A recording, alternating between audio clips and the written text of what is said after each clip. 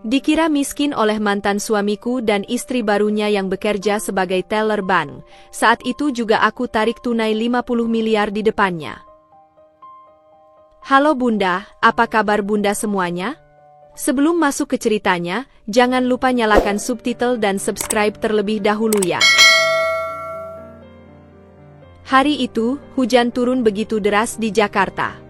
Butiran air menghantam jendela apartemen kami dengan keras, seolah mencerminkan kegelisahan yang tiba-tiba menggerogoti hatiku. Aku, Dinda, baru saja pulang dari meeting klien properti, tubuhku lelah tapi pikiran masih segar. Mas Rio, suamiku, seharusnya sudah pulang jam segini. Tapi seperti minggu-minggu terakhir ini, rumah terasa kosong. Aku meletakkan tas kerjaku di sofa, mataku menatap jam dinding yang menunjukkan pukul 9 malam. Sudah 3 kali aku mencoba menghubunginya, tapi teleponnya selalu masuk voicemail. Mungkin lagi meeting, bisikku mencoba menenangkan diri. Tapi naluriku berteriak lebih keras. Ada yang salah. Tanpa sengaja, mataku tertuju pada laptop Rio yang tertinggal di meja makan. Biasanya, ia tak pernah membiarkan barang pribadinya tergeletak begitu saja. Aku mendekat, jemariku menari di atas trackpad. Layar menyala, dan tanpa kusadari, aku membuka tab browser yang masih terbuka. Dan di sana, semua mulai berantakan. Ada tiket pesan 2 orang untuk liburan ke Bali akhir pekan ini. Atas nama Rio dan Sari. Nama yang tak asing. Aku pernah mendengarnya saat Rio bercerita tentang rekan kerjanya di bank. Tapi ini bukan sekadar tiket liburan biasa. Ada konfirmasi reservasi hotel suite untuk pasangan dengan catatan khusus, Happy Anniversary, 1 year together. Dadaku sesak. Tanganku gemetar membuka tab berikutnya. Ada email percintaan mereka, foto-foto mesra di restoran yang bahkan tak pernah Rio ajak aku ke sana, dan yang paling menghancurkan, percakapan WhatsApp yang belum sempat tertutup. Aku nggak tahan lagi harus pura-pura mencintainya, tulis Rio. Sabar sayang, sebentar lagi kita bisa bebas. Perceraiannya sedang aku proses, balas Sari. Aku terpaku. Kata-kata itu seperti pisau yang menghujam berulang kali. 5 tahun pernikahan kami. 5 tahun aku mendukungnya saat karirnya jatuh bangun. 5 tahun aku mengorbankan banyak hal untuk membangun rumah tangga ini. Dan sekarang? Aku hanya dia yang harus ditolerir sampai mereka bisa bebas? Air mata mulai menetes deras ketika aku mendengar kunci pintu berputar. Rio masuk dengan wajah lelah, tapi begitu melihat ekspresiku dan laptop di tanganku, wajahnya berubah pucat. Dinda, aku bisa jelaskan. Sudah 5 tahun Rio, potongku, suaraku lebih tenang dari yang kukira.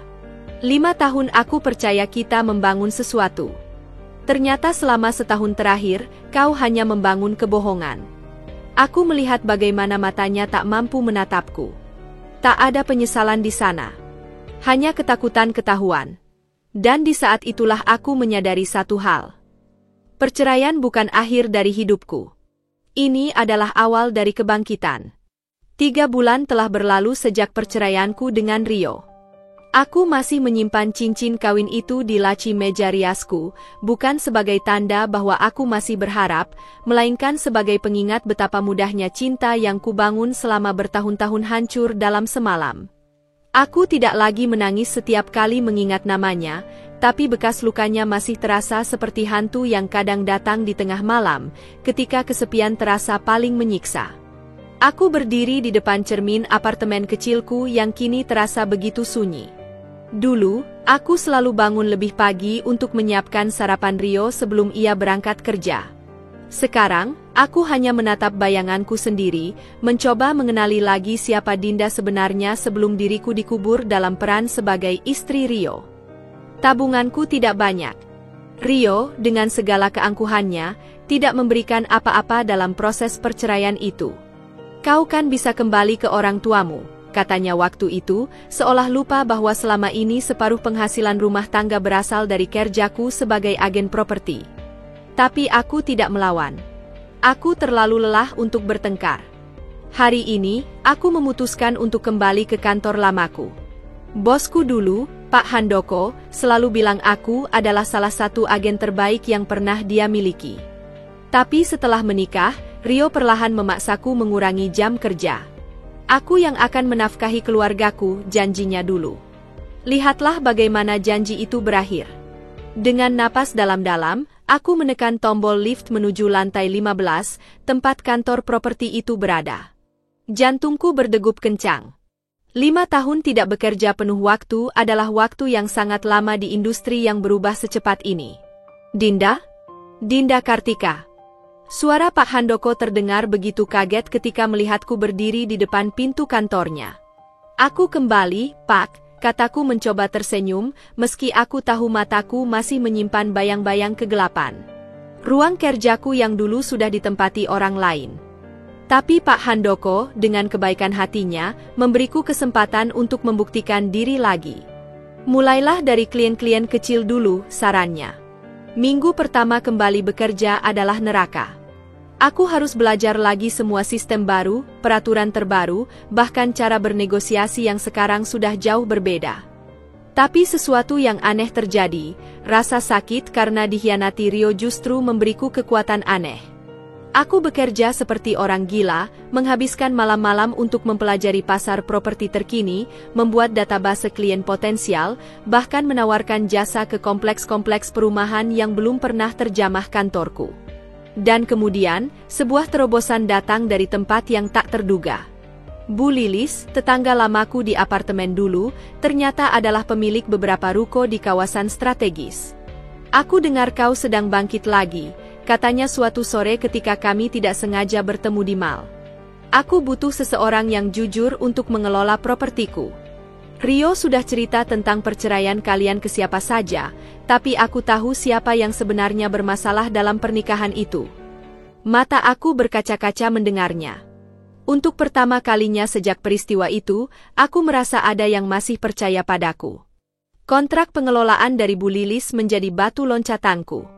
Dalam 3 bulan, aku berhasil menyewakan semua rukonya dengan harga di atas pasaran. Komisiku cukup untuk membayar uang muka sebuah apartemen kecil. Bukan untuk ditinggali, tapi untuk investasi pertamaku pasca perceraian. Malam itu, sambil menatap kontrak penjualan pertamaku yang bernilai miliaran, aku menyadari sesuatu. Pengkhianatan Rio adalah hadiah terbaik yang tidak pernah aku minta. Karena tanpa kehancuran itu, aku tidak akan pernah menemukan kekuatan sebenarnya yang ada dalam diriku. Di sudut lain kota, Rio mungkin sedang menikmati hidup barunya dengan Sari.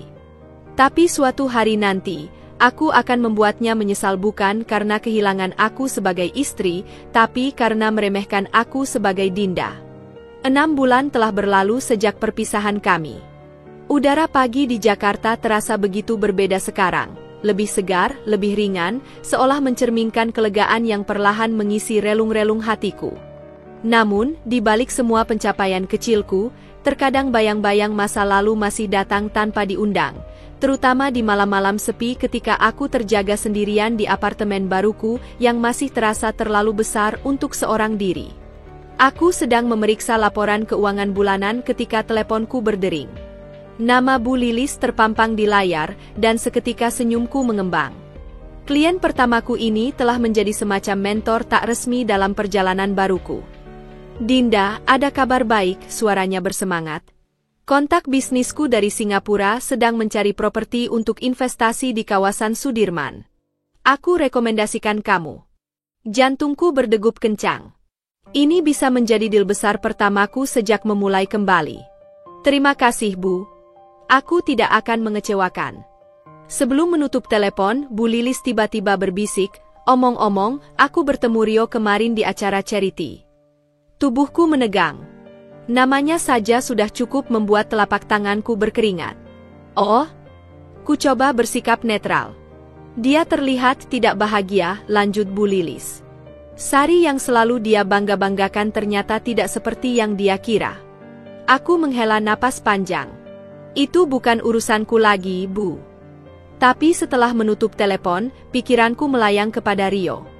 Aku ingat bagaimana dulu dia selalu mengeluh tentang pekerjaannya, tentang bagaimana dia merasa terjebak dalam karirnya sebagai manajer ban kelas menengah. Dulu, aku selalu ada untuk mendengarkan, untuk menenangkannya. Sekarang, siapa yang melakukannya untuknya?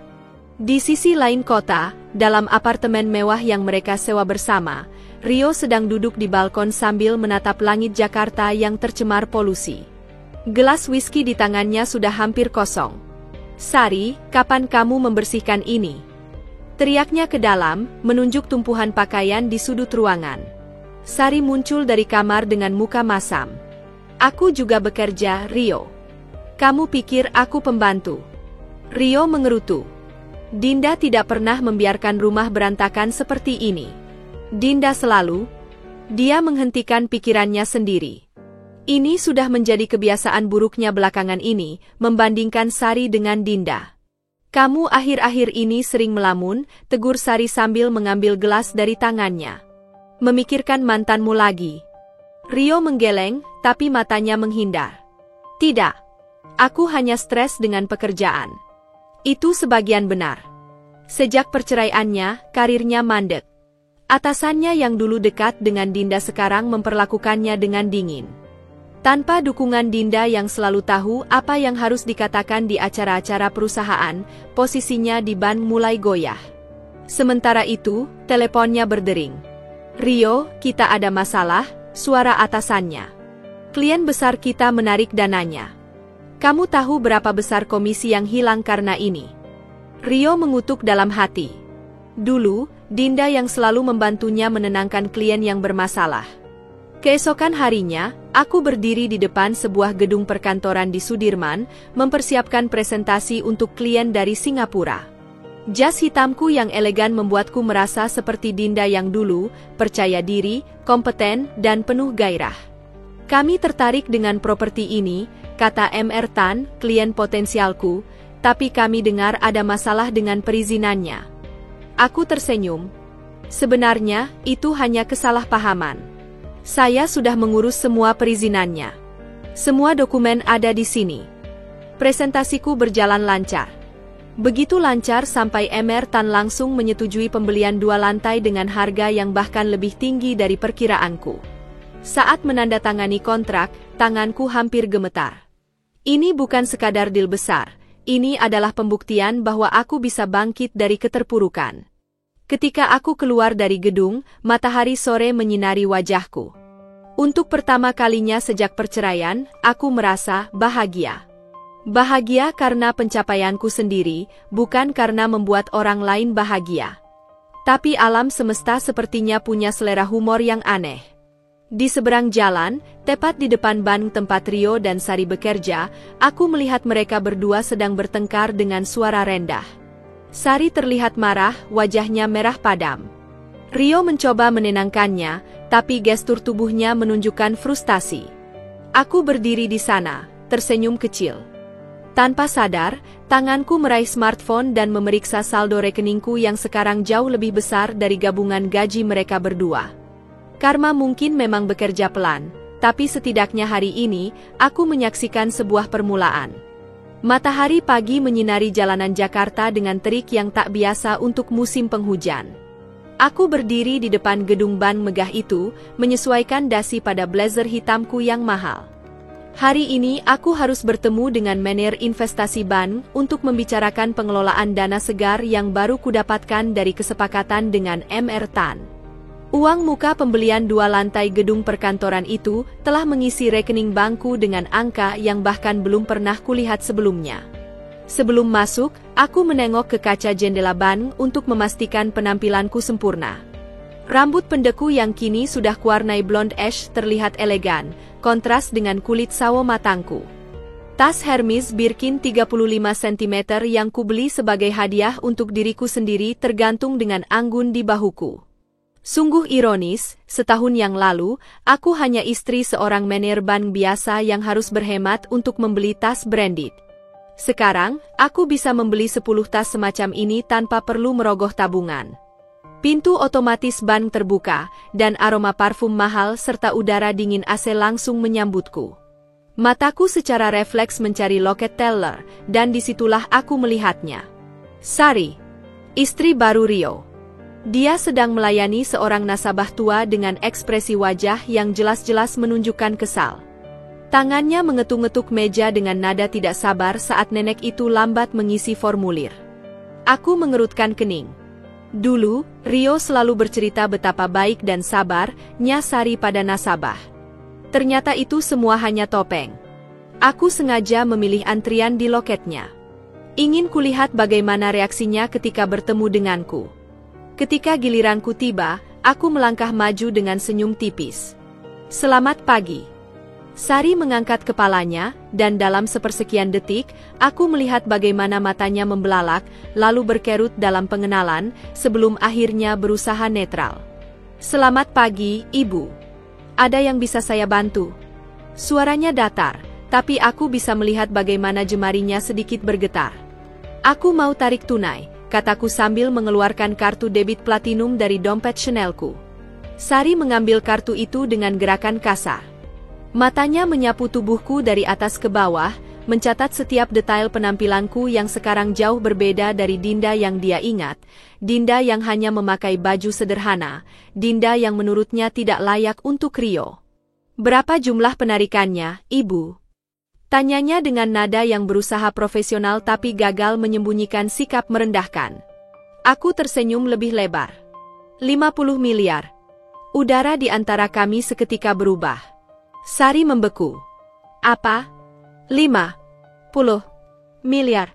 Aku mengeja perlahan, menikmati setiap detik kebingungannya. "Apakah ada masalah?" Wajahnya berubah pucat ketika dia memasukkan kartuku ke mesin dan melihat saldo di layarnya. Bibirnya bergetar saat dia membaca angka-angka itu berulang kali, seolah tidak percaya. "Ada notifikasi khusus di sini," gumamnya pelan. "Nasabah prioritas. VP." Aku mengangguk santai. "Oh ya, aku memang baru saja upgrade status rekening kemarin. Manajer cabangmu yang mengurusnya." Sekarang wajah Sari benar-benar kehilangan warna. Aku bisa melihat bagaimana pikirannya bekerja keras, mencoba memproses fakta bahwa mantan istri suaminya yang dia anggap miskin dan tak berdaya ternyata memiliki kekayaan yang bahkan mungkin 10 kali lipat dari gabungan penghasilan mereka berdua. "Tunggu sebentar, Ibu," katanya buru-buru. "Saya harus konfirmasi ke manajer untuk jumlah sebesar ini." Dia berbalik dan nyaris berlari ke ruangan belakang. Aku berdiri dengan tenang, menikmati pemandangan teller-teller lain yang mulai memperhatikanku dengan penasaran. Beberapa di antaranya bahkan berbisik-bisik, mereka pasti sudah mendengar cerita Sari tentang mantan istri suaminya yang miskin. Tak lama kemudian, seorang pria berjas rapi keluar dengan langkah cepat, diikuti Sari yang sekarang terlihat sangat tidak nyaman. "Bu Dinda." Sapanya dengan hormat berlebihan. "Maaf sekali, kami tidak tahu Anda datang hari ini. Kenapa tidak langsung ke ruang VIP?" Aku melihat bagaimana Sari terkejut mendengar manajer itu memanggil namaku dengan begitu akrab. "Saya hanya ingin dilayani oleh teller Sari ini," kataku sambil menunjuk ke arahnya. "Dia, teman dekatku." Manajer itu tersenyum lebar, tidak menangkap sarkasme dalam suaraku. "Oh, tentu saja. Sari, cepat proses transaksi Ibu Dinda." Tapi Sari sekarang benar-benar gemetaran. Tangannya salah menekan tombol, membuat sistem error. Manajer itu mulai tampak kesal. "Maaf Bu Dinda," katanya sambil memberi isyarat pada teller lain untuk mengambil alih. "Izinkan kami menghadiahi Anda makan siang sebagai permintaan maaf atas ketidaknyamanan ini." Aku tersenyum manis. "Tidak perlu. Tapi, aku menurunkan suaraku, sebaiknya Anda melatih staf Anda lebih baik. Nasabah VIP tidak seharusnya diperlakukan seperti ini." Manajer itu langsung membungkuk-bungkuk. "Tentu Bu. Kami sangat menyesal. Ini tidak akan terulang lagi." Dari sudut mataku, aku melihat Sari berdiri kaku, wajahnya campur aduk antara malu, marah, dan ketakutan. Aku tahu apa yang sedang dipikirkannya, ini bukan sekadar soal transaksi ban. Ini adalah kekalahannya yang paling memalukan di depan semua rekan kerjanya. Sebelum pergi, aku berpaling padanya. "Oh ya Sari," kataku dengan suara cukup keras untuk didengar teller-teller lain. "Tolong sampaikan pada Rio, aku berterima kasih sudah menceraikanku. Karena itu, aku sekarang bisa menjadi versi terbaik dari diriku sendiri." Aku berbalik dan berjalan keluar dengan langkah percaya diri, meninggalkan Sari yang terpaku di tempatnya, dikelilingi bisikan-bisikan rekan kerjanya yang penuh tanya. Di luar, Jakarta terasa begitu cerah. Aku menarik napas dalam-dalam. Ini baru permulaan. Udara di dalam ban terasa semakin pengap ketika aku berbalik meninggalkan Sari yang masih terpaku di belakang meja teller. Aku bisa merasakan puluhan pasang mata mengikutiku, bisik-bisik yang bergema di antara para teller dan nasabah yang menyaksikan kejadian tadi. Senyum kecil mengembang di bibirku saat aku melangkah keluar, menuju mobil mewah yang sudah menungguku di depan. Tapi bukan itu akhir dari cerita. Esok harinya, teleponku berdering di tengah meeting dengan klien dari Malaysia. Nomor tak dikenal. "Selamat pagi, Ibu Dinda. Ini Andre dari Bank Mandiri Cabang Sudirman. Kami ingin memohon maaf sekali lagi atas kejadian kemarin." Suara di seberang telepon terdengar gugup. Aku membesarkan suaranya sehingga klien-klienku bisa mendengar. "Oh, tidak apa-apa. Saya mengerti. Tapi sungguh mengejutkan melihat standar pelayanan di bank sebesar ini. Kami sangat menyesal, Ibu. Sebagai permintaan maaf, kami ingin menawarkan fasilitas prioritas tambahan." "Aduh, maaf Pak Andre," potongku dengan nada manis. "Saya sedang meeting penting. Mungkin lain kali saja."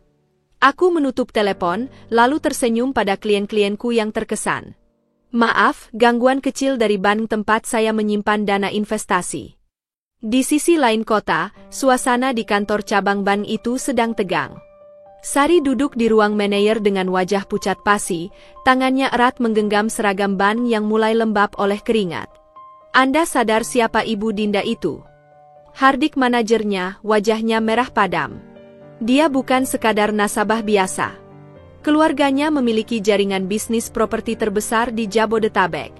Dan Anda memperlakukannya seperti nasabah kelas 3. Sari menggigit bibirnya sampai hampir berdarah. "Saya tidak tahu." "Tidak tahu?" Suara manajer semakin tinggi. "Dia bilang Anda teman dekatnya. Artinya Anda seharusnya tahu betul latar belakangnya." Tapi yang lebih menghancurkan bagi Sari adalah tatapan sinis dari rekan-rekan kerjanya yang berkumpul di luar ruangan. Mereka semua mendengar ceritanya tentang mantan istri suaminya, wanita miskin yang tidak pantas untuk Rio. Sekarang kebohongannya terbongkar di depan semua orang. Ketika jam istirahat tiba, Sari menyelinap ke toilet dan menelepon Rio dengan suara bergetar. "Kamu tahu apa yang terjadi hari ini?" desisnya. "Dinda datang ke bank dan mempermalukanku di depan semua orang." Di seberang telepon, Rio terdiam terlalu lama. Terlalu lama bagi Sari. "Rio? Kamu mendengarku?" Ya, aku dengar," jawab Rio akhirnya, tapi suaranya datar. "Apa yang sebenarnya terjadi?" Sari mulai bercerita dengan nada tinggi, tapi di tengah-tengah ceritanya, dia menyadari sesuatu. Rio tidak marah. Tidak seperti reaksinya dulu ketika ada yang mengganggu Sari. "Kamu tidak terkejut?" tanya Sari curiga. "Tentu saja aku terkejut," jawab Rio terlalu cepat. "Tapi, Dinda memang selalu pandai mengelola uang. Aku dengar bisnis propertinya sedang naik daun." Ada sesuatu dalam nada suaminya yang membuat darah Sari mendidih. Itu bukan suara seorang suami yang marah karena mantan istrinya mengganggu kehidupan baru mereka. Itu suara kekaguman? "Jadi menurutmu ini salahku?" teriak Sari. "Aku tidak bilang begitu. Kamu tahu berapa banyak yang dia tarik? 50 miliar, Rio. 50 miliar. Dari mana dia dapat uang sebanyak itu?" Telepon itu berakhir dengan nada sumbang. Sari menatap pantulannya di cermin toilet, wajahnya yang dulu selalu cantik dan percaya diri sekarang terlihat pucat, mata merah oleh kemarahan dan ketakutan. Sementara itu, di ruang kerjanya, Rio menatap layar komputernya dengan pandangan kosong. Di browsernya terbuka laman berita bisnis yang memuat profil Dinda dengan judul, "Pengusaha Properti Pendatang Baru yang Menggebrak Pasar." Foto Dinda di sana, dengan potongan rambut baru dan aura percaya diri yang memancar, jauh berbeda dari Dinda yang dia ingat. Tangannya secara refleks membuka album foto tersembunyi di komputernya, gambar-gambar masa lalu mereka. Dinda yang tersenyum saat mereka berlibur ke Bali. Dinda yang memeluknya dari belakang saat dia sedang bekerja larut malam. Dinda yang selalu ada untuknya. Dengan gerakan kasar, dia menutup semua tab itu. Tapi satu pertanyaan mengusik pikirannya. Apa yang sebenarnya telah dia lepaskan? Matahari pagi menyinari ruang rapat eksekutif di lantai 25 gedung perkantoran elit Sudirman. Aku duduk di ujung meja marmer sepanjang 5 meter, memerhatikan dengan tenang saat para investor berebut menyetujui proposal terbaruku. Bau kopi tubruk yang baru diseduh oleh asistenku menguar di udara, aroma yang sengaja ku minta untuk mengingatkanku pada masa-masa awal berjuang, ketika kopi instan pun harus ku beli dengan perhitungan. Kami setuju dengan semua poin Ibu Dinda, kata Pak Hendro, Direktur Utama Grup Investasi asal Singapura, sambil menandatangani dokumen dengan pena emasnya. Proyek apartemen premium ini akan menjadi yang terbaik di kawasan ini.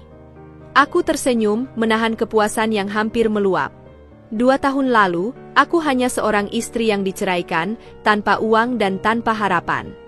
Sekarang, aku duduk sebagai direktur utama perusahaan properti yang sedang naik daun, menandatangani kontrak senilai hampir setengah triliun rupiah.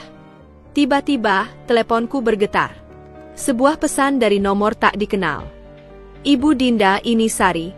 Kita perlu bicara. Jemariku menari di atas layar, menghapus pesan itu tanpa membalas. Tak butuh waktu lama, pesan kedua masuk. Tolong, mereka akan memecatku. Rio juga, dia berbeda sejak kejadian di Ban. Aku mematikan layar ponsel dan mengalihkan perhatian pada dokumen di depanku. Tapi pikiranku melayang pada bayangan Sari, wanita yang dulu begitu percaya diri merebut suamiku, sekarang merengek meminta bantuanku. Ironi yang begitu sempurna. Ketika rapat usai, aku menyendiri di balkon, menikmati angin sepu-sepu yang menerpa wajahku. Ponselku bergetar lagi, kali ini dari Bu Lilis.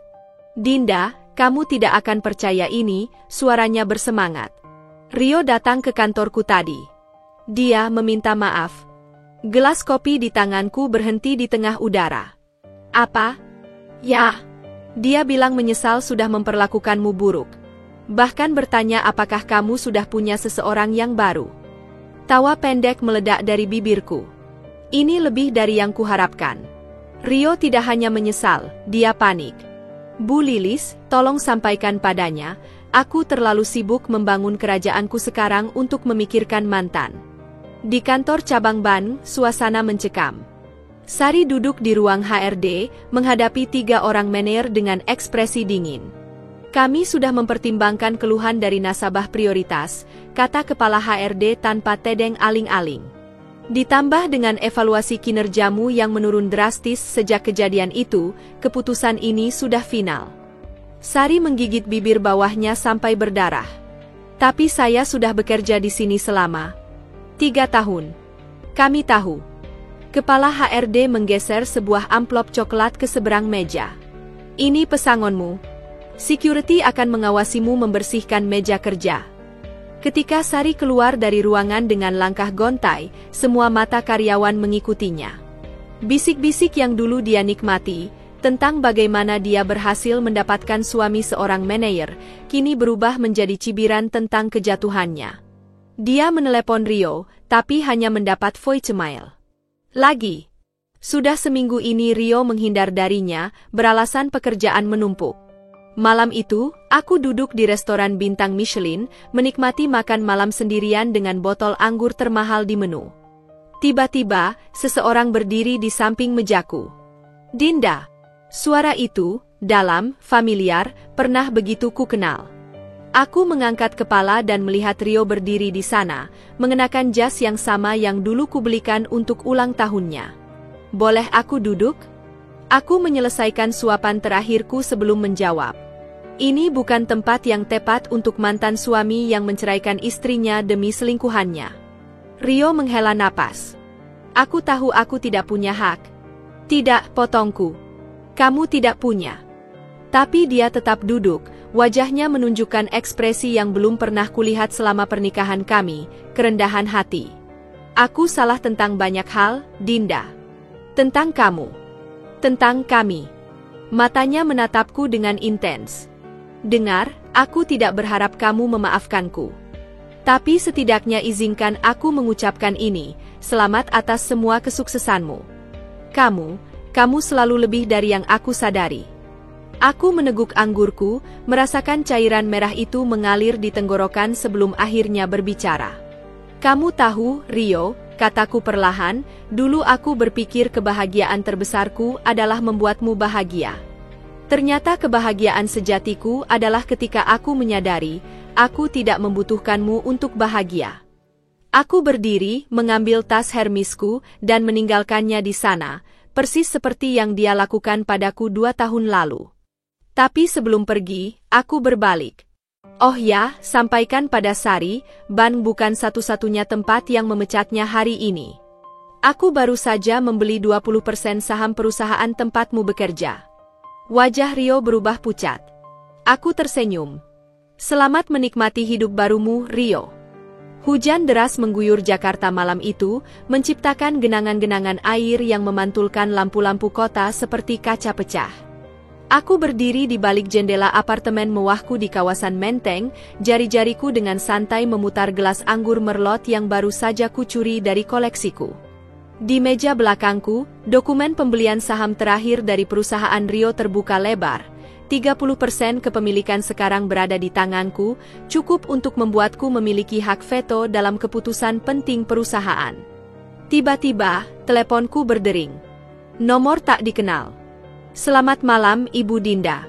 Ini manajer agung dari Bank Sentral. Suara di seberang terdengar gugup.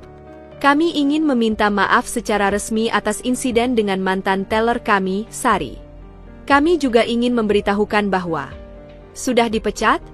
Ya, saya tahu, potongku sambil menyesap anggur. Saya menerima laporan dari teman-teman di direksi bank Anda. Diam sejenak. Manajer itu jelas tidak menyangka level koneksiku sudah sampai ke tingkat direksi. Ya, tepat sekali, Ibu. Kami juga ingin menawarkan kompensasi. Tidak perlu, ujarku pendek. Saya lebih tertarik pada bagaimana bank Anda akan menangani nasabah prioritas ke depannya.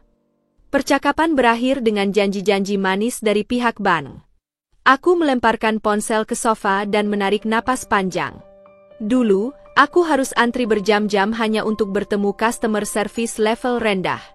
Sekarang, manajer bank meneleponku di malam hari untuk meminta maaf. Di sudut lain kota, dalam apartemen kecil yang mulai berantakan, Sari menggenggam ponselnya erat-erat. Wajahnya yang dulu cantik kini pucat, mata merah oleh tangisan dan kemarahan. Tidak ada yang mau menerimaku, Rio. Teriaknya pada suaminya yang baru pulang kerja. Aku sudah mencoba 5 bank berbeda. Mereka semua bilang lowongan sudah penuh, tapi aku tahu ini ulang Dinda. Rio melepas jas kerjanya dengan gerakan kasar. Kamu paranoid. Dinda tidak mungkin punya pengaruh di semua bank di Jakarta. Lalu kenapa tadi siang aku diusir dari wawancara kerja begitu mereka melihat namaku? Sari melemparkan printout email penolakan ke arah Rio.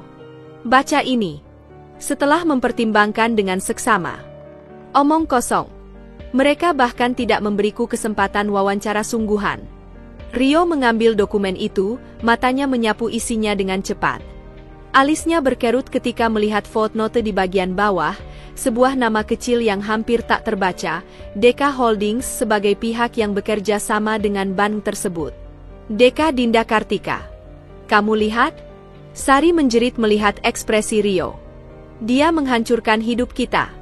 Rio menatap istrinya dengan pandangan aneh. Kita? Kamu yang menghina dia di bank. Kamu yang selalu merendahkannya di depan teman-teman kita. Aku hanya. Kau hanya apa? Sari mendekat, matanya menyala-nyala. Kau menyesal menceraikan si Dinda itu? Itukah yang ingin kau katakan? Ketika Rio tidak segera menjawab, Sari mengeluarkan suara tertawa pahit. Aku tahu kau masih memikirkan dia. Aku lihat kau mengintai akun Instagramnya setiap malam. Saham utama baru, kedatanganku membuat seluruh ruangan hening. Selamat pagi semua, sapaku ramah sambil mengambil tempat duduk di ujung meja, kursi yang biasanya diduduki Rio. Rio sendiri berdiri kaku di dekat pintu, wajahnya campur aduk antara terkejut dan malu. Tidak diberitahu tentang kehadiran ibu, kata direktur utama dengan suara tegang. Aku tersenyum manis. Oh, maaf. Saya pikir manajer investasi saya sudah menginformasikan. Aku mengeluarkan setumpuk dokumen dari tas Birkinku. Saya ingin mengusulkan beberapa perubahan struktur perusahaan. Selama 2 jam berikutnya, aku dengan tenang memaparkan analisis mendalam tentang semua kesalahan manajemen selama setahun terakhir, periode ketika Rio menjadi direktur operasional. Setiap poin disertai data dan grafik yang tak terbantahkan. Dan inilah, aku mengakhiri presentasi, alasan mengapa saya mengusulkan restrukturisasi tim manajemen. Ruangan senyap. Semua mata beralih ke Rio yang kini berdiri dengan wajah pucat pasi. Apakah ini balas dendam? Rio akhirnya berani bertanya, suaranya bergetar. Aku memiringkan kepalaku, berpura-pura kebingungan. Balas dendam? Ini bisnis, Rio. Murni profesional. Aku berdiri dan mengumpulkan dokumen-dokumenku. Oh ya, rapat dewan besok akan memutuskan usulan saya. Sebagai pemegang saham mayoritas, suara saya tentu sangat berpengaruh. Ketika aku berjalan melewatinya, aku bisa mendengar napasnya yang tersengal-sengal. Kamu tidak perlu melakukan ini, Dinda, bisiknya. Aku berhenti, tapi tidak menoleh. Kamu benar. Aku tidak perlu. Tapi aku bisa. Dan dengan itu, aku meninggalkan ruangan, meninggalkan Rio dengan kehancuran karir yang telah ia bangun, persis seperti yang ia lakukan pada pernikahan kami dulu. Langit pagi itu begitu biru di atas Jakarta, seolah menertawakan badai yang sedang melanda hidup Rio. Aku berdiri di balkon kantor baruku di Sudirman Tower, menikmati panorama kota yang terbentang di bawah sambil menyesap kopi tubruk kesukaanku. Di tangan yang lain, aku memegang dokumen resmi dari perusahaan Rio, surat pemecatan yang baru saja ditandatangani Dewan Direksi semalam. Teleponku berdering. Bu Dinda, semua sudah siap di ruang konferensi. Aku akan turun sebentar, jawabku singkat sebelum menutup telepon. Mataku tertarik pada sebuah mobil yang parkir tergesa-gesa di depan gedung. Dari dalam keluar Rio dengan kemeja yang tidak tersetrika rapi, wajahnya pucat dengan lingkaran hitam tebal di bawah mata. Dia hampir berlari menuju pintu masuk. Aku tersenyum. Tepat seperti yang kuperkirakan. Di lobi gedung, Rio terlihat berdebat dengan resepsionis. Aku harus bertemu direktur utama sekarang juga.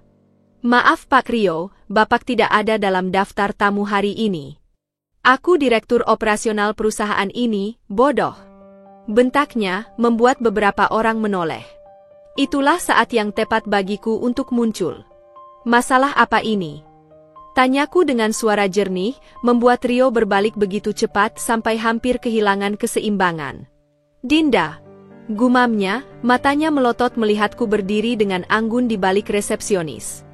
Aku berpura-pura baru menyadari sesuatu. Oh, maaf. Aku lupa kamu belum tahu. Aku mengangkat dokumen di tanganku. Dewan Direksi sudah memutuskan perubahan struktur kemarin malam. Kamu, sepertinya tidak diundang ya? Rio merebut dokumen itu dariku, tangannya gemetar saat matanya menyapu setiap baris dengan cepat. Ini tidak mungkin. Suaranya serak. Kamu memecatku dari perusahaanku sendiri. Aku mengangkat bahu. Bisnis, Rio. Murni profesional. Seperti yang selalu kamu bilang dulu. Wajahnya berubah merah padam. Ini balas dendam. Aku akan menggugat. Aku sarankan jangan, ujarku tenang sambil mengeluarkan smartphone dan memperlihatkan beberapa foto padanya. Gambar-gambar mesranya dengan Sari ketika mereka masih berselingkuh, di tempat-tempat yang membuktikan mereka menggunakan dana perusahaan untuk urusan pribadi. Kamu tahu hukum pidana korupsi di Indonesia kan? Penjaranya tidak seindah apartemenmu sekarang. Rio terpaku, seluruh tubuhnya bergetar. Dinda tolong. Suara itu, suara yang dulu bisa membuatku meleleh, sekarang hanya membuatku muak. Aku sudah menolongmu selama 5 tahun pernikahan kita, Rio. Menutupi kebodohanmu, membersihkan kekacauanmu. Aku melangkah lebih dekat, memastikan hanya dia yang mendengar kata-kataku. Sekarang, nikmatilah hidup dengan pilihanmu. Aku menoleh ke resepsionis. Tolong panggilkan security. Tamu ini sepertinya perlu diantarkan keluar. Di tempat lain, Sari sedang duduk di sebuah kafe butik, matanya tak lepas dari berita di tabletnya. Laporan lengkap tentang pemecatan Rio dan aku yang disebut-sebut sebagai pengusaha properti terkini yang merajai pasar. Tangannya menggenggam erat gelas kopi sampai knukelnya memutih. Tiba-tiba, teleponnya berdering. Sudah kubilang jangan menghubungiku lagi. Sergahnya pada sang penelepon. Tapi suara di seberang membuatnya terdiam. Tenang, sayang. Aku punya solusi untuk masalahmu dengan si Dinda itu. Sari menatap sekeliling dengan paranoid sebelum berbisik, apa yang kau maksud, Hendra? Kita bertemu. Aku jelaskan semuanya. Sari menelan ludah. Hendra adalah mantan koleganya di bank yang dipecat karena penipuan, orang terakhir yang seharusnya dia hubungi. Tapi saat ini, dia tidak punya pilihan lain. Malam harinya, aku menerima telepon dari Bu Lilis. Dinda, kau harus berhati-hati. Ada kabar buruk tentang Sari. Aku terkekeh. Apa lagi yang bisa dia lakukan? Dia sudah kehilangan segalanya. Justru itu, suara Bu Lilis serius. Orang yang tidak punya apa-apa lagi adalah yang paling berbahaya. Aku dengar dia bertemu dengan seseorang dari masa lalunya, seseorang dengan reputasi gelap. Aku menghela napas. Aku menghargai peringatanmu, Bu. Tapi aku sudah bukan Dinda yang dulu lagi. Begitu menutup telepon, aku berjalan ke jendela apartemenku di lantai tertinggi. Jakarta bersinar di bawahku seperti permata yang tak terhitung. Biarlah mereka datang. Aku sudah siap. Hujan turun dengan derasnya di Jakarta malam itu, menciptakan genangan-genangan air yang memantulkan lampu jalan seperti kaca pecah. Rio berdiri di tepian jembatan Sudirman, kedua tangannya mencengkeram erat pagar besi yang dingin. Jas Hugo Boss-nya yang dulu selalu ia banggakan kini basah kuyup, menempel di tubuhnya seperti kulit kedua yang tak diinginkan. Di bawahnya, air kali yang keruh mengalir deras, seolah menggambarkan hidupnya yang hanyut tanpa kendali. 2 minggu sudah sejak pemecatannya. 2 minggu tanpa pekerjaan, tanpa penghasilan, tanpa martabat.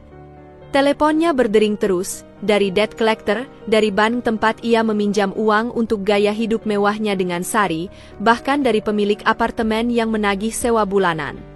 Tolong aku, bisiknya pada hujan yang tak bisa mendengar. Tiba-tiba, teleponnya bergetar lagi. Rio hampir tidak ingin melihat, tapi sesuatu membuatnya mengeluarkan ponsel dari saku. Sebuah pesan dari nomor tak dikenal. Kau ingin balas dendam pada Dinda? Aku punya cara. Temui aku di warung kopi hitam, Menteng. Malam ini. Rio menatap pesan itu lama sekali.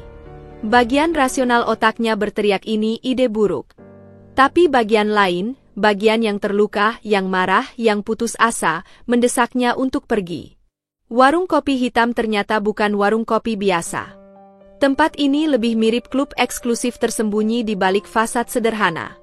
Rio disambut oleh seorang pria tinggi berpakaian hitam yang langsung membawanya ke ruang belakang. Di sana, di balik tirai asap rokok mahal, duduk seorang pria dengan wajah yang langsung membuat Rio tegang. Hendra Gunawan, perkenalkan pria itu sambil meniup asap ke udara. Aku dulu kolega Sari di bank sebelum dipecat karena, kesalahpahaman kecil. Rio tahu persis siapa Hendra, penipu ulung yang pernah menggelapkan miliaran rupiah dari nasabah bank. Apa yang kau inginkan dariku? Tanya Rio dengan suara serak. Hendra tersenyum, memperlihatkan gigi emas di sebelah kanan. Kita punya musuh yang sama, Rio. Dinda Kartika. Dia menggeser sebuah tablet ke arah Rio. Di layar, terpampang foto-foto properti Dinda, jadwal rutinitasnya, bahkan detail sistem keamanan di apartemennya. Kau lihat, aku sudah mengumpulkan informasi ini selama sebulan terakhir, lanjut Hendra.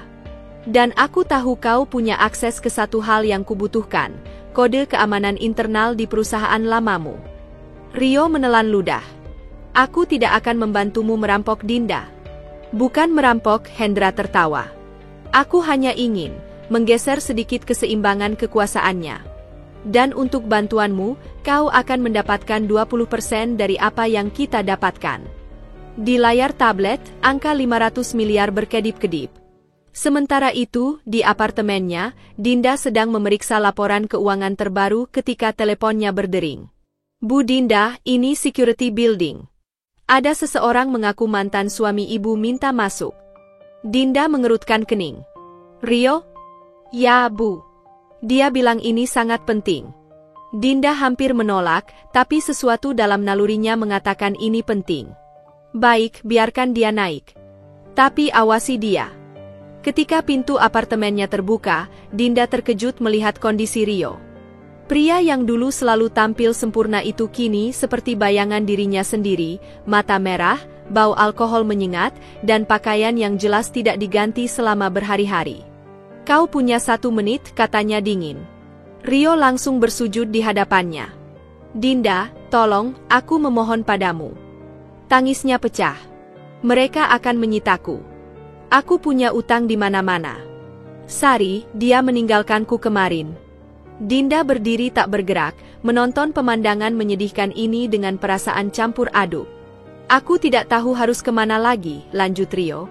Aku mau bunuh diri tadi. Dinda menarik napas dalam. Dan kau pikir datang ke sini akan mengubah apa? Rio mengangkat wajah penuh air mata. Aku menyesal, Dinda. Aku benar-benar menyesal. Tolong, bisakah kau memaafkanku? Bisakah kita? Tidak. Potongan tegas Dinda seperti pisau. Tidak akan pernah ada kita lagi, Rio. Tapi, dia berjalan ke meja kerjanya, mengambil cek kosong, dan menuliskan sebuah angka. Ini cukup untuk melunasi utangmu yang paling mendesak. Dan aku akan mengatur agar kau mendapat pekerjaan di cabang perusahaan temanku di Surabaya.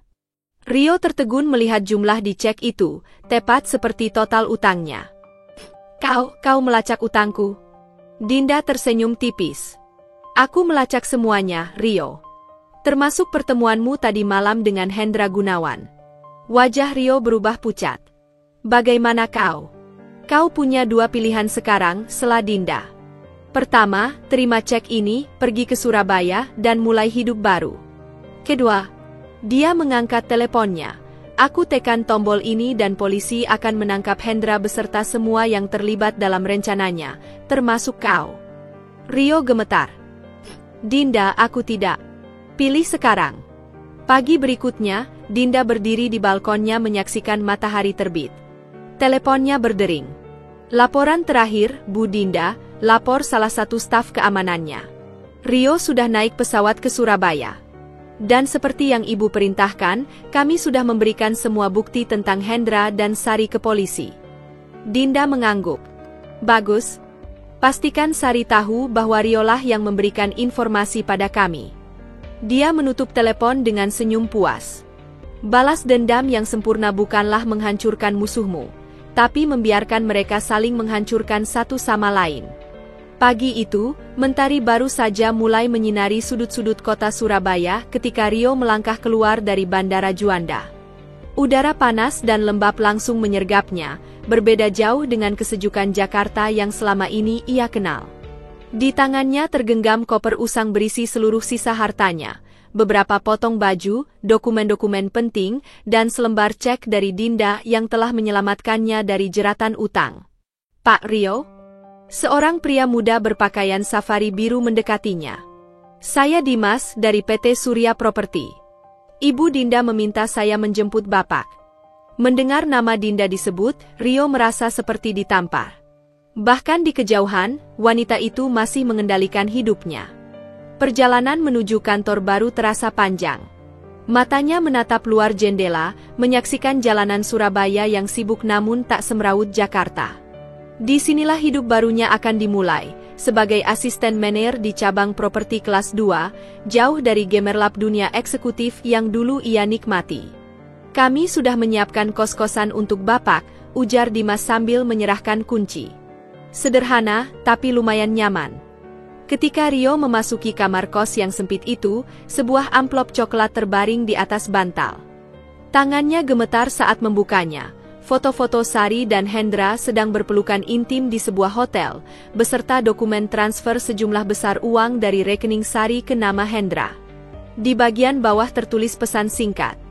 Jangan khawatir, aku urus mereka berdua. Fokuslah pada hidup barumu. Deh. Rio terjatuh di kasur yang keras, tertawa getir. Dinda tidak hanya mengatur hidupnya, dia juga memastikan Rio tahu bahwa Sarilah pengkhianat sejati dalam hidup mereka. Sementara itu, di sebuah hotel murah di kawasan Mangga 2, Sari sedang meremas-remas surat panggilan polisi dengan wajah merah padam. Dasar bajingan. Umpatnya sambil melemparkan ponsel ke dinding hingga pecah berkeping-keping. Rio tega mengkhianatiku. Hendra yang sedang duduk di sudut kamar menghela napas. Kita harus keluar dari Jakarta. Polisi sudah mengincar kita. Tidak. Sari membanting gelas minumannya. Aku tidak akan lari sebelum membalas dendam pada Dinda. Matanya yang merah oleh kemarahan dan kurang tidur itu berpindah ke laptop tua di atas meja. Sebuah ide jahat mulai terbentuk. Kau masih punya koneksi di bank tempatmu dulu bekerja? Tanyanya tiba-tiba. Hendra mengangguk perlahan. Untuk apa? Sari tersenyum, senyum dingin yang membuat Hendra merinding. Aku butuh akses ke rekening Dinda. Semua rekeningnya. Di menara Deka Holdings yang megah, Dinda sedang memimpin rapat direksi ketika asisten pribadinya berbisik sesuatu di telinganya. Maaf, Ibu. Ada laporan aktivitas mencurigakan pada rekening utama Ibu. Dinda mengangguk, lalu dengan tenang meminta maaf pada para direktur. Begitu keluar ruangan, wajahnya berubah serius. Sejak kapan? Tadi pagi. Seseorang mencoba mengakses lewat sistem back office bank. Untung sistem keamanan baru kita langsung memblokir. Dinda mengernyit. Hanya segelintir orang yang tahu tentang rekening khusus itu, Rio, Sari, dan beberapa staf keuangannya yang paling dipercaya. Perketat pengamanan di semua properti kita, perintahnya. Dan siapkan tim investigasi khusus. Aku ingin tahu persis siapa di balik ini. Malam harinya, Dinda menerima telepon tak terduga. Dinda, ini Bu Lilis. Aku baru dapat kabar mengejutkan. Sari ternyata masih punya akses ke data nasabah VIP bank lewat mantan koleganya. Dinda mengepalkan tangan. Aku sudah menduganya. Ada satu hal lagi, suara Bu Lilis bergetar. Dia menyebarkan kabar buruk tentangmu di kalangan investor, bilang bisnismu bermasalah dan sedang diselidiki OJK. Dinda tertawa pendek. Klasik. Tapi kenapa sekarang? Apa tujuannya? Menurut sumberku, Bu Lilis menurunkan suara, dia dan Hendra berencana melakukan sesuatu besar besok malam. Mereka tahu kau akan mengadakan pameran properti mewah di Ritz-Carlton. Dinda berdiri dan berjalan ke jendela. Di luar, Jakarta bersinar gemerlap, kota yang telah memberinya segalanya, tapi juga musuh-musuh yang tak pernah berhenti mengincar. Terima kasih infonya, Bu Lilis. Aku akan mengurus ini. Begitu telepon ditutup, Dinda menelepon kepala keamanannya. Siapkan tim terbaik kita. Besok malam, kita akan memberi pelajaran terakhir pada Sari. Matanya berkilat dingin. Dan kali ini, tidak akan ada ampun. Lampu kristal di ballroom Ritz-Carlton memantulkan kilauan emas ke seluruh ruangan, menciptakan aura kemewahan yang sempurna untuk pameran properti premium Deka Holdings. Aku berdiri di atas panggung kecil, mengenakan gaun hitam custom made dengan potongan asymmetris yang menegaskan bahuku yang kini tegap. Sosok yang jauh berbeda dari Dinda yang dulu gemetar menerima surat cerai. Menurut proyeksi kami, kawasan BSD akan menjadi pusat pertumbuhan baru dalam 5 tahun ke depan, ujarku dengan suara lantang sambil menunjuk ke hologram 3D yang memutar simulasi pembangunan. Dari antara kerumunan investor dan kolega, aku menangkap pandangan kepala keamananku, Bisma, yang memberi kode halus, semua sistem pengamanan sudah siap. Senyum kecil mengembang di bibirku. Malam ini bukan hanya tentang bisnis, tapi juga tentang menyelesaikan urusan lama. Di sudut lain ballroom, seorang wanita berkerudung dan kacamata hitam besar mengamati dari balik gelas anggurnya. Sari menggigit bibir bawahnya sampai nyaris berdarah ketika menyaksikan Dinda dengan percaya diri memamerkan proyek senilai triliunan rupiah. Sudah siap? Bisik Hendra di sampingnya, menyamar sebagai waiter dengan name tag palsu. Sari mengangguk hampir tak terlihat. Pastikan rekaman videonya jelas. Aku ingin melihat wajahnya hancur di depan semua orang. Dia meraih small talker di saku blazernya, perangkat yang akan mengacaukan sistem listrik gedung begitu dinyalakan. Rencananya sederhana, blackout total, lalu di tengah kepanikan, mereka akan menyebarkan dokumen palsu tentang penipuan Dinda ke semua investor. Tapi ketika Sari hendak menekan tombol, layar besar di atas panggung tiba-tiba beralih dari presentasi properti ke rekaman CCTV dirinya sendiri sedang membobol data nasabah di bank tempatnya dulu bekerja. Suara gemuruh memenuhi ballroom. Ini fitnah, teriak Sari tanpa sadar, tapi suaranya tenggelam dalam riuh rendah para tamu yang mulai menunjuk-nunjuk. Di panggung, aku mengambil mic dengan tenang. Hadirin sekalian, maaf atas gangguan ini. Ternyata kita kedatangan tamu tak diundang. Mataku langsung menemukan Sari di antara kerumunan. Sari, mantan teller bank yang dipecat karena mencuri data nasabah, dan Hendra Gunawan, penipu kelas kakap yang sedang dicari polisi. Dua petugas keamanan langsung bergerak ke arah mereka. Hendra berusaha melarikan diri, tapi terjatuh ketika seorang tamu yang ternyata polisi menyamar menjulurkan kakinya. Sari berdiri terpaku, wajahnya berubah dari merah padam menjadi pucat pasi ketika menyadari perangkap yang telah kusiapkan. Kamu sengaja memancingku datang, bisiknya dengan getir. Aku turun dari panggung dan berjalan mendekatinya, diiringi oleh semua sorotan kamera dan telepon genggam yang mengarah pada kami. 3 bulan lalu, kamu mencoba menghancurkan reputasiku di bank, ujarku pelan, hanya untuk didengarnya. Malam ini, aku membiarkan kamu menghancurkan dirimu sendiri di depan semua orang yang penting bagimu. Petugas polisi yang tadi menyamar kini memborgol Sari. Anda ditangkap atas tuduhan pencurian data, pemalsuan dokumen, dan konspirasi penipuan. Di Surabaya, Rio sedang menonton siaran langsung pameran properti Dinda di televisi kamar kosnya ketika tiba-tiba acara berita memotong dengan breaking news tentang penangkapan Sari. Botol bir di tangannya terjatuh, menumpahkan isi ke lantai yang sudah kotor. Dasar wanita bodoh, geramnya sambil mematikan TV. Tapi di sudut hatinya, ada rasa kagum yang tak bisa dibantah pada mantan istrinya itu. Dinda tidak hanya berhasil membalaskan dendamnya, dia melakukannya dengan cara yang begitu elegan, di depan publik, tanpa harus menodai tangannya sendiri. Teleponnya berdering. Sebuah pesan dari Dinda. Kau punya pilihan untuk memperingatkannya. Tapi kau memilih diam. Itu yang membedakan kita. Deka.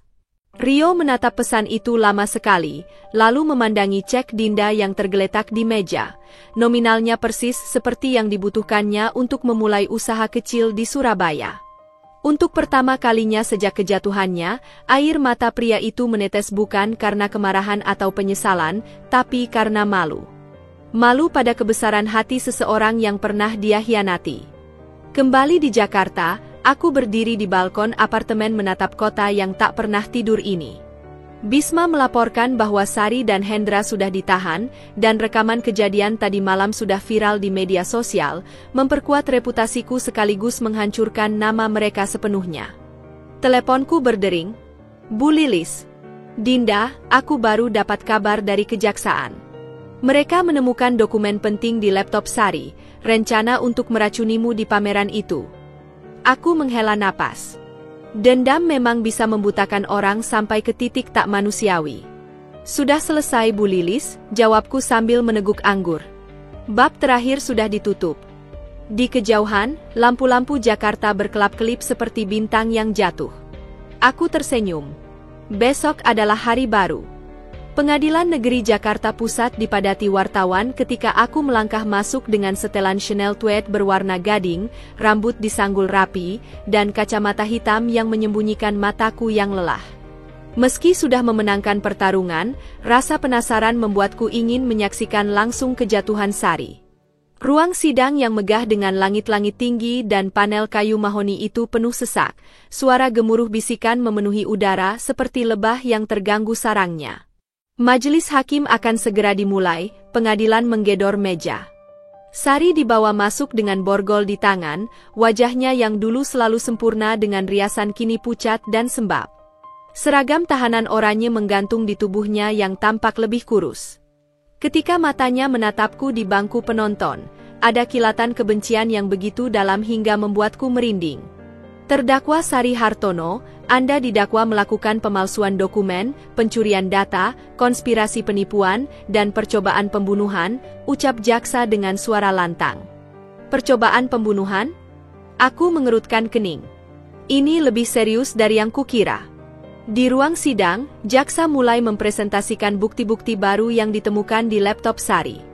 Kami menemukan catatan rencana terperinci untuk meracuni Nyonya Dinda Kartika dengan sianida selama acara pameran properti, ujar jaksa sambil menayangkan dokumen digital di layar besar.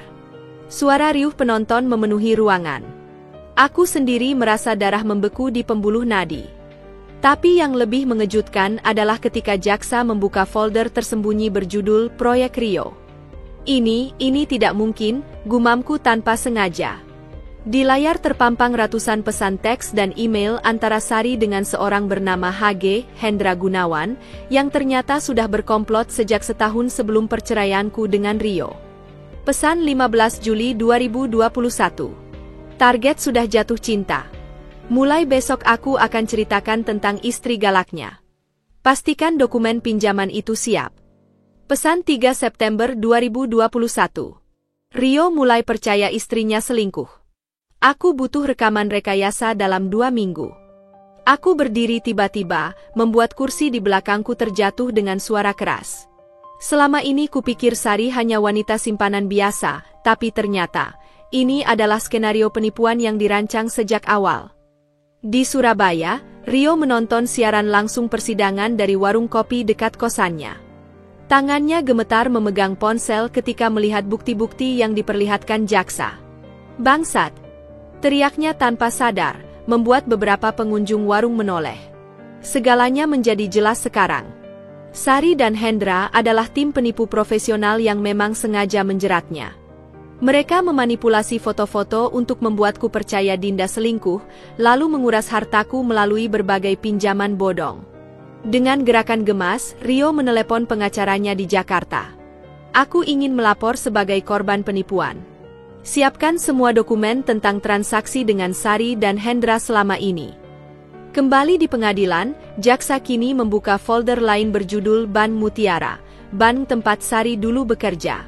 Kami menemukan bukti bahwa terdakwa telah melakukan penggelapan dana nasabah senior selama 3 tahun terakhir, ujar jaksa. Modusnya adalah memindahkan dana nasabah yang sudah lanjut usia ke rekening shell company milik Hendra Gunawan. Aku menarik napas dalam. Jadi ini alasan sebenarnya Sari mendekati Rio, untuk mendapatkan akses ke nasabah-nasabah kaya di bank tempat Rio bekerja. Ketika hakim memutuskan untuk menunda sidang, aku segera keluar ruangan dan menelepon Bu Lilis. Kita perlu audit menyeluruh di semua properti yang pernah berurusan dengan Sari dan Hendra, perintahku. Malam harinya, di apartemenku, aku menerima telepon tak terduga dari Rio. Dinda aku. Suaranya serak. Aku tahu, potongku. Kau juga korban dalam semua ini. Diam yang panjang. Lalu suara Trisa Isak di seberang. Aku minta maaf. Untuk semuanya. Aku menatap langit Jakarta melalui jendela kaca. Aku sudah maafkanmu, Rio. Tapi maafku tidak akan mengembalikan 5 tahun hidup kita yang terbuang. Apakah ada kesempatan untuk? Tidak, jawabku dengan lembut tapi tegas.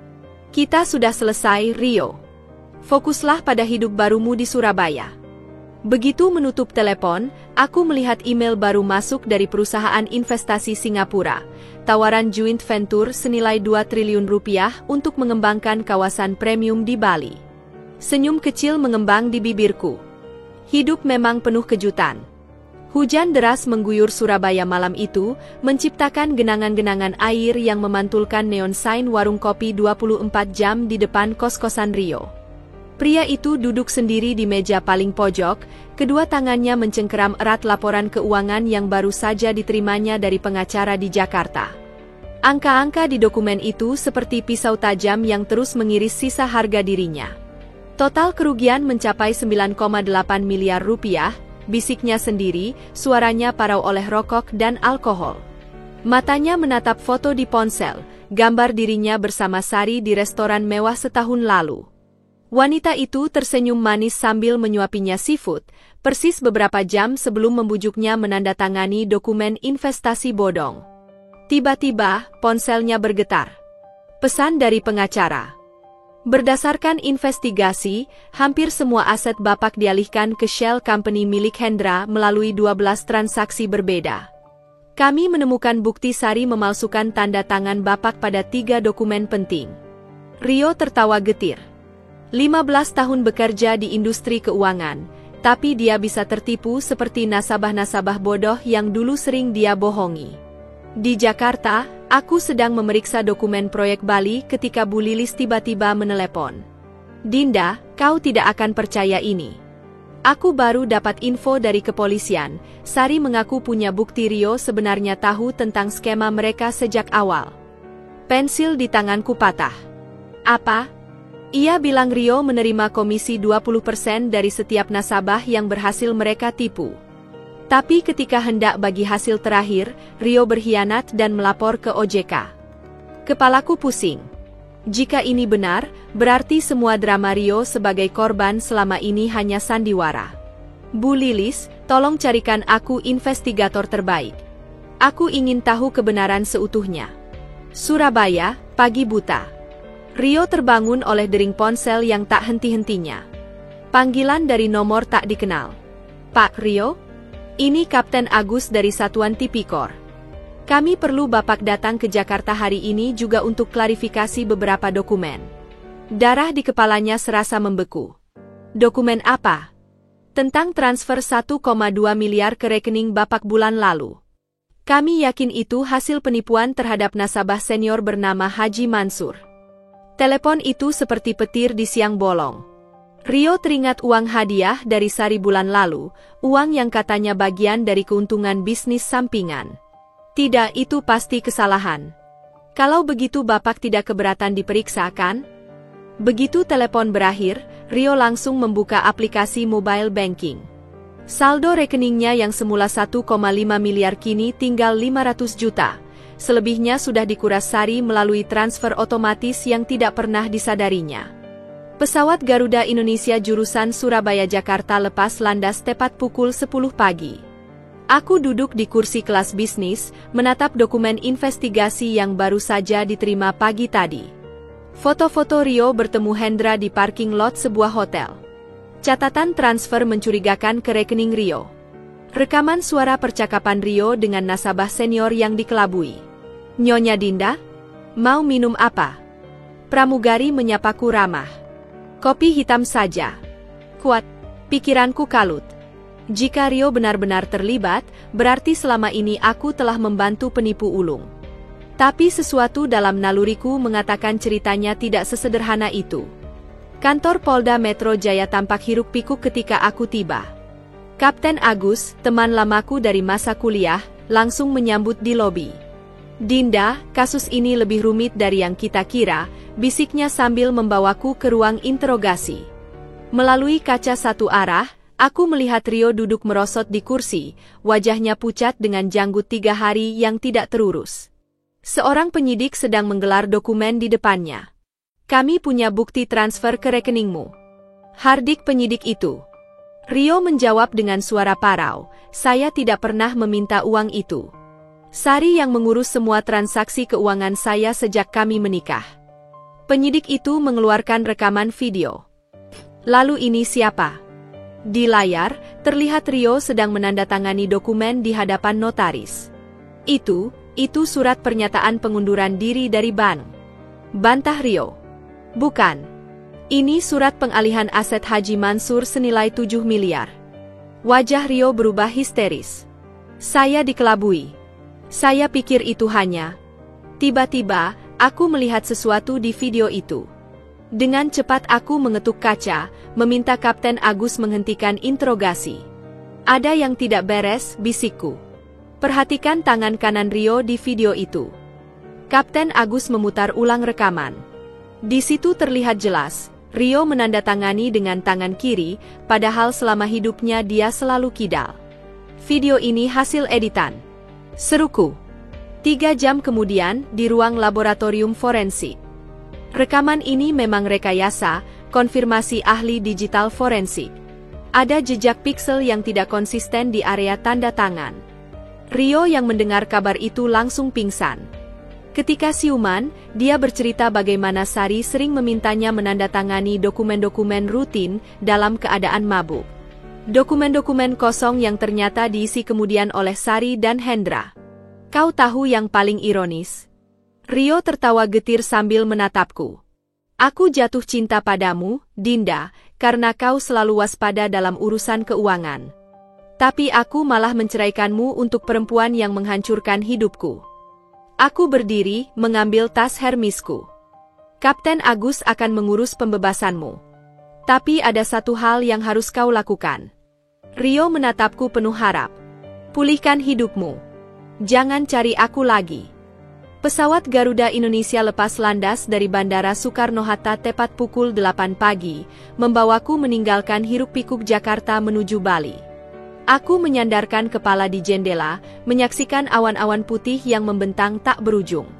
Di pangkuanku terbuka dokumen proyek The Mutiara Resort, sebuah kompleks wisata super eksklusif senilai 2 triliun rupiah yang akan kubangun di tebing pantai Uluwatu. Minumannya, Bu Dinda. Seorang pramugari muda tersenyum ramah sambil menawarkan jus segar.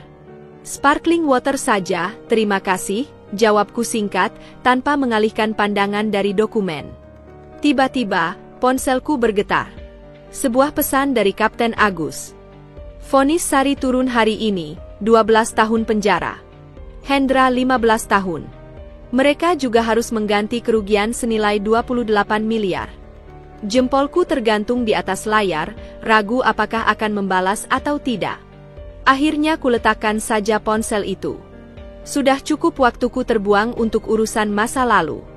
Bandara Ngurah Rai ramai seperti biasa ketika aku melangkah keluar, disambut udara Bali yang hangat dan beraroma khas bunga frangipani.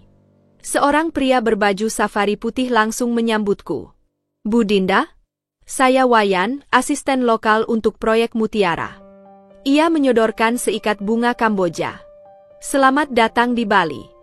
Perjalanan menuju lokasi proyek memakan waktu hampir 2 jam. Mobil mewah yang kunaiki meliuk-liuk di jalan sempit tebing, menyisir pemandangan laut biru kehijauan yang memesona. Disinilah The Mutiara akan berdiri, kata Wayan bangga sambil menunjuk sebidang tanah luas di atas tebing. Aku melangkah keluar, sepatu flatsku menyentuh tanah merah yang masih perawan. Angin laut bertiup kencang, menerbangkan ujung syal Hermisku. Di kejauhan, ombak Samudera Hindia menghantam karang dengan gemuruh perkasa. Ini sempurna, bisikku sendiri. Tiba-tiba, sebuah bayangan menghalangi sinar matahari. Tidak menyangka kita akan bertemu lagi di sini. Suara itu, dalam, berkarakter, terlalu familiar. Aku berbalik perlahan dan melihat seorang pria tinggi berambut pirang dengan mata biru tajam. Daniel Wright, CEO Wright Hospitality Group, partner bisnisku dalam proyek ini. Daniel, ucapku, berusaha menjaga suara tetap datar meski jantung berdegup kencang. Kau tidak bilang akan datang hari ini. Ia tersenyum, garis-garis di sudut matanya semakin jelas di bawah terik matahari Bali. Surprise inspection. Seperti biasa. Kami pernah bekerja sama 2 tahun lalu di proyek Jakarta. Dan ada chemistry tak terungkap yang selalu kami hindari. Malam harinya, di restoran tepi pantai Jimbaran, kami duduk berhadapan dengan latar belakang matahari terbenam spektakuler. Jadi, Daniel menyentuh gelas anggurnya ke milikku, akhirnya bebas dari belenggu masa lalu. Aku mengerutkan kening. Kau ikuti kasusku. Wole Singapore Business Circle was talking about it, jawabnya sambil memotong steak. Mantan istri yang membalas dendam dengan menjadi lebih sukses. Quite a story. Garpuku berhenti di tengah udara. Itu bukan balas dendam, Daniel. Itu bertahan hidup. Ia menatapku lama, lalu tiba-tiba mengubah topik. Aku punya ide untuk Mutiara. Bagaimana kalau kita tambahkan private villa khusus di tebing paling curam?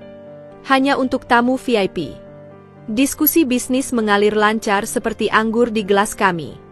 Tapi di tengah pembicaraan, pikiranku melayang ke Rio. Apakah dia juga sedang memulai hidup baru? Apakah Sari menangis di sel penjaranya sekarang? Hei, Jari Daniel menyentuh pergelangan tanganku, "You are miles away." Aku tersenyum malu. "Maaf. Masih ada beberapa barang bawaan dari Jakarta yang belum terbongkar." Keesokan paginya, aku terbangun oleh dering telepon. "Bu Lilis. Dinda, ada kabar dari Surabaya. Rio membuka warung kopi kecil di sana. Dia mengembalikan sisa uangmu lewat aku." Aku terdiam. "Berapa?" 500 juta. Dia bilang itu semua yang tersisa setelah melunasi hutang-hutangnya. Jantungku berdesir. Rio yang dulu egois dan materialistis kini rela mengembalikan uang dalam keadaan sulit. "Suruh dia menyimpannya," jawabku akhirnya. "Untuk modal usaha." Bu Lilis terdiam sebentar. "Kau yakin?" "Ya. Setiap orang berhak akan kesempatan kedua." Begitu telepon berakhir, aku berjalan ke balkon villa mewahku. Di kejauhan, para pekerja sudah mulai menggarap lahan Temutiara. Daniel terlihat sedang berbicara dengan para arsitek. Aku menarik napas dalam. Mungkin inilah arti kebebasan sejati, bukan tentang membalas dendam, tapi tentang bisa memaafkan dan melangkah maju. Matahari Bali pagi itu bersinar terik ketika aku berdiri di tengah lahan konstruksi Temutiara Resort. Helm keselamatan menutupi rambutku yang dikepang rapi. Suara mesin berat dan teriakan pekerja memenuhi udara, sementara di depanku, para insinyur sedang berdebat panas tentang desain pondasi villa tebing. "Kita harus memindahkan lokasi villa utama 20 meter ke selatan," teriak Chief Engineer sambil menunjuk peta geologi. "Struktur batuan di sini tidak stabil." Daniel yang berdiri di sampingku segera menyambar walkie-talkie. "Tim geologi, saya butuh laporan detail dalam 30 menit. Mataku tertarik pada sosok Wayan yang sedang bergegas mendekat dengan wajah pucat. "Bu Dinda, ada tamu di base camp yang minta bertemu. Dia bilang dia mantan suami ibu." Seketika seluruh suara di sekitarku seperti meredam. "Rio? Di Bali? Tidak mungkin," gumamku. Tapi ketika aku memasuki ruang City Office, di sana dia berdiri, Rio dengan kaos lusuh dan celana jeans pudar, jauh berbeda dari penampilan necisnya dulu. Wajahnya lebih tua dari yang kuingat, dengan garis-garis keras di sekitar mata yang dulunya selalu bersinar. "Dinda," suaranya serak. Aku menyilangkan tangan. "Aku punya rapat penting dalam 15 menit. Katakan apa yang perlu kau katakan." Dia mengeluarkan sebuah amplop coklat dari tas ranselnya. "Ini sisa uangmu. 500 juta. Aku dapatkan dengan jujur dari warung kopiku." Amplop itu terasa berat di tanganku. "Sudah kubilang lewat Bu Lilis, simpan saja itu." "Tidak," Rio menggeleng. "Aku datang bukan cuma untuk ini." Napasnya berat. "Aku datang untuk memintamu menjadi investor di usahaku." Aku tertawa pendek. "Kau berani sekali." "Dengar dulu," dia buru-buru menyela. "Aku punya konsep warung kopi dengan sistem franchise. Sudah ada 3 cabang di Surabaya. Aku butuh modal untuk ekspansi ke Bali." Dia mengeluarkan proposal bisnis dari tasnya, dokumen lengkap dengan analisis pasar, proyeksi keuangan, bahkan sertifikat halal. Sungguh berbeda dari Rio yang dulu hanya mengandalkan pesonanya. "Kenapa harus aku?" tanyaku dingin. "Karena..." Dia menatap lantai. "Karena aku ingin membuktikan padamu bahwa aku bisa menjadi orang lebih baik. Dan siapa tahu, mungkin suatu hari nanti aku bisa melunasi semua hutangku, termasuk yang tidak terhitung." Suasana menjadi hening. Di luar, suara truk pengangkut material berseliweran. "Kau punya waktu 10 menit di rapat investor besok jam 9 pagi, akhirnya kuucapkan sebelum berbalik pergi. Malam itu, di tepi pantai Jimbaran, Daniel menemukanku sedang duduk sendiri memandang laut. "Rumor di Site bilang mantan suamimu datang," ujarnya sambil duduk di sampingku. Aku mengangguk perlahan. "Dia ingin aku investasi di bisnis barunya." Daniel mengambil sebotol bir dari es coler. "And?" Aku tidak tahu.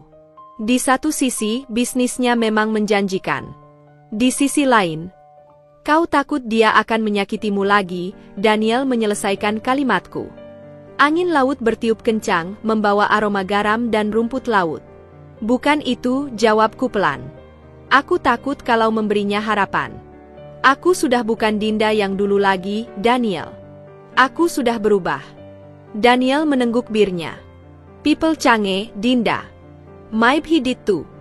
Keesokan harinya, Rio berdiri gemetar di depan meja rapat yang diisi oleh tim investasiku dan Daniel.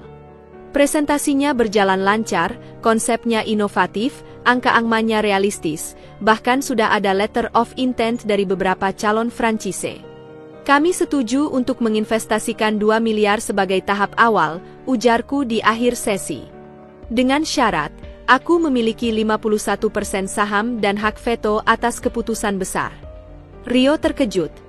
Kau serius? Sangat. Tapi ada satu syarat lagi. Aku berdiri dan menatapnya langsung.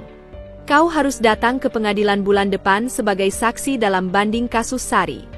Katakan yang sebenarnya, tentang bagaimana dia memanipulasimu, tapi juga tentang dosa-dosamu sendiri.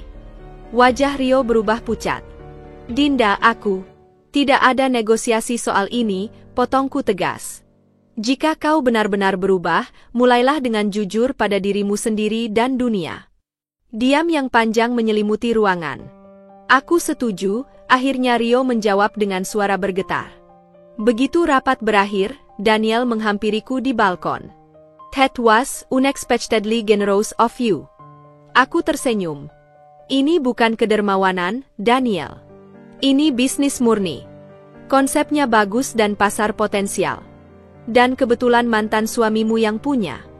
Aku memandang laut biru di kejauhan. Everyone deserves a second chance. Even him. Pengadilan Negeri Jakarta Pusat kembali ramai pada hari persidangan banding Sari. Kali ini, aku duduk di barisan depan dengan setelan linen putih bersih, tangan erat menggenggam dokumen yang akan kubacakan sebagai saksi ahli. Bau disinfektan dan kayu lapuk bercampur di ruang sidang yang pengap itu.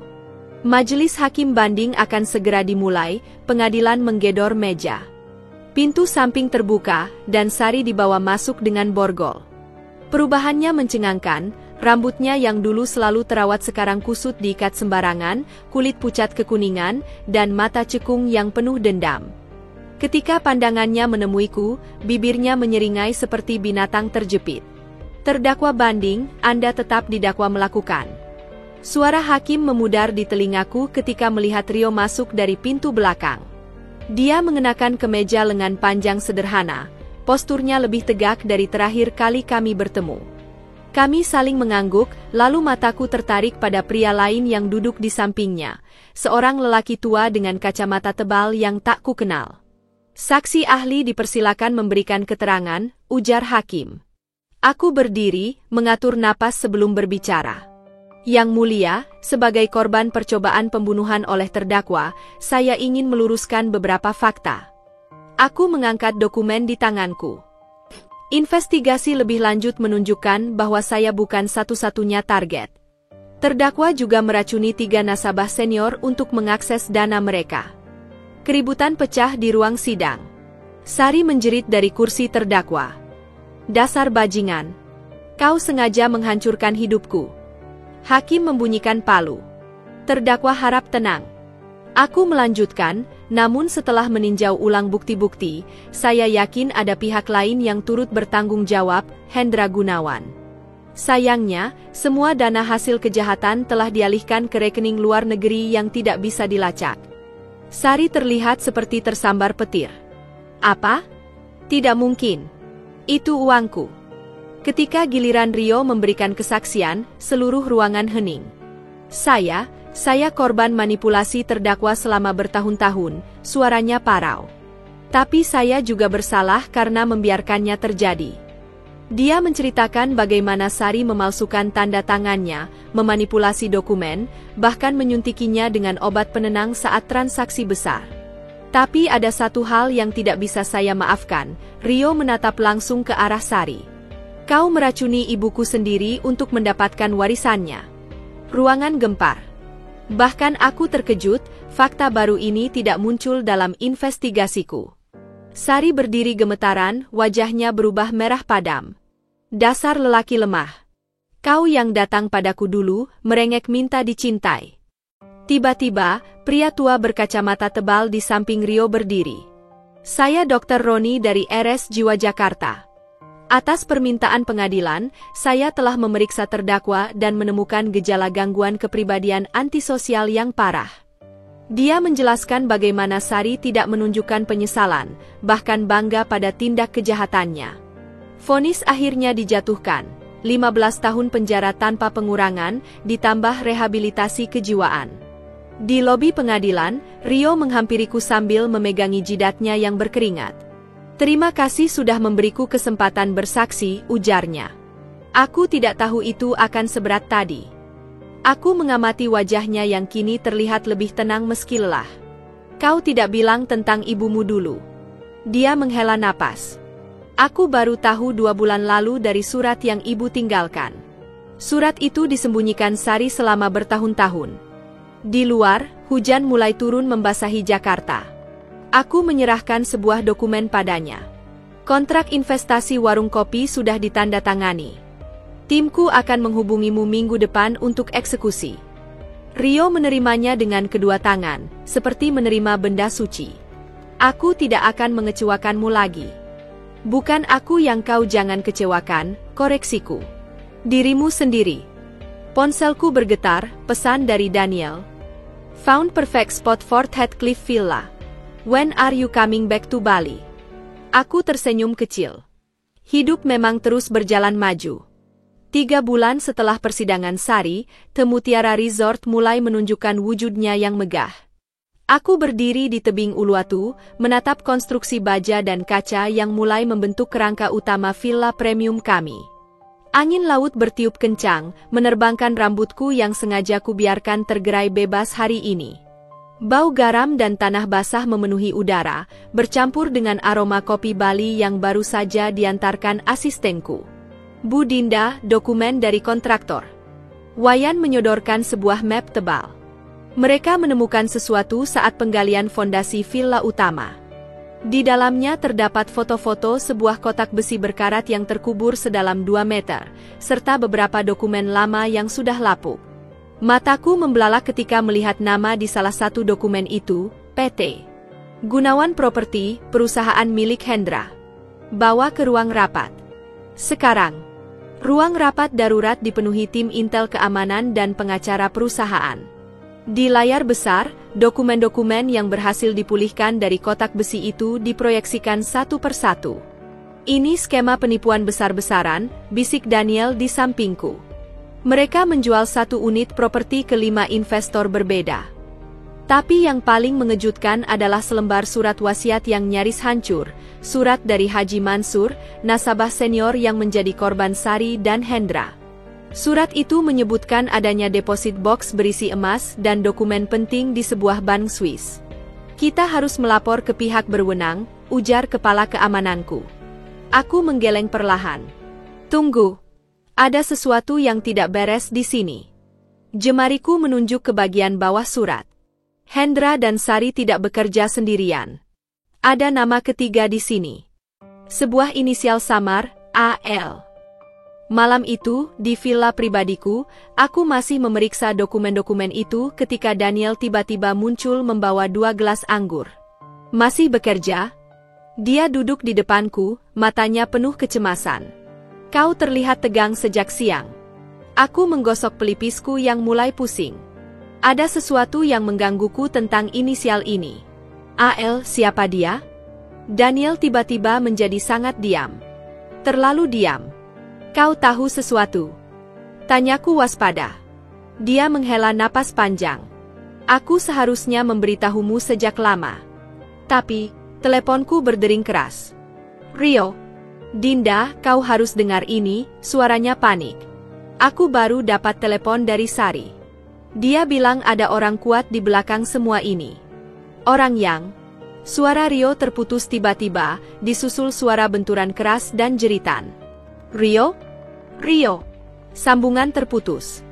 Keesokan pagi, berita mengejutkan muncul di seluruh media, pengusaha kafe tewas dalam kecelakaan misterius di Surabaya. Foto Rio yang tidak bernyawa terpampang di setiap layar. Tanganku gemetar memegang ponsel ketika pesan baru masuk dari nomor tak dikenal. Berhenti mencari. Atau kau berikutnya. Daniel yang membaca pesan itu langsung mengambil jaketnya. Kita harus pergi dari sini. Sekarang. Tidak. Bentakku. Aku tidak akan lari lagi. Dia memegang bahuku erat. Dengar, AL adalah Andi Lesmana, konglomerat properti terkuat di Indonesia. Dialah otak di balik semua ini. Dan dia adalah ayah kandung Hendra. Selesaikan pelan. Semua mulai masuk akal sekarang. 2 hari kemudian, di sebuah konferensi pers yang disiarkan secara nasional, aku berdiri dengan semua bukti yang berhasil dikumpulkan tim investigasiku. Perkenalkan, saya Dinda Kartika, Direktur Utama Deka Holdings. Hari ini saya akan membongkar jaringan penipuan properti terbesar dalam sejarah Indonesia. Kamera-kamera televisi mengarah padaku saat aku membeberkan semua dokumen. Bagaimana Andi Lesmana, Hendra, dan Sari bekerja sama menipu ratusan nasabah senior, termasuk skema pembunuhan terhadap mereka yang mulai mencurigai. Untuk itu, kami menuntut tindakan tegas dari pihak berwenang. Konferensi pers itu menjadi viral dalam hitungan jam. Dan malamnya, seperti yang kuduga, sebuah mobil hitam tanpa plat nomor berhenti di depan hotel tempatku menginap. Tapi yang keluar bukanlah preman bayaran. Seorang wanita paruh baya dengan rambut ikal pendek melangkah keluar. Saya Komisaris Jenderal Polisi Lucia Mayangsari. Kami telah menangkap Andi Lesmana. Dan kami butuh kesaksian Anda. 6 bulan kemudian, The Mutiara Resort dibuka dengan meriah. Daniel dan aku berdiri di tepi Infinity Pool yang seolah menyatu dengan laut biru di bawah tebing. Kau tidak penasaran dengan nasib Sari? Tanya Daniel sambil menyerahkan segelas champagne. Aku menggeleng. Dia mendapat apa yang pantas. Seperti Rio yang akhirnya mendapat keadilan. Angin bertiup lembut membawa aroma bunga Kamboja. Di kejauhan, para tamu VIP bersantai menikmati kemewahan resort kami. Jadi, Daniel menarik napas dalam, apa rencanamu selanjutnya? Aku menoleh padanya, tersenyum. Banyak. Tapi yang pasti, aku ingin memulai semuanya dengan bersamamu. Dan ketika bibirnya menyentuh milikku di bawah langit Bali yang cerah, aku tahu, perjalanan panjang ini akhirnya membawaku pulang.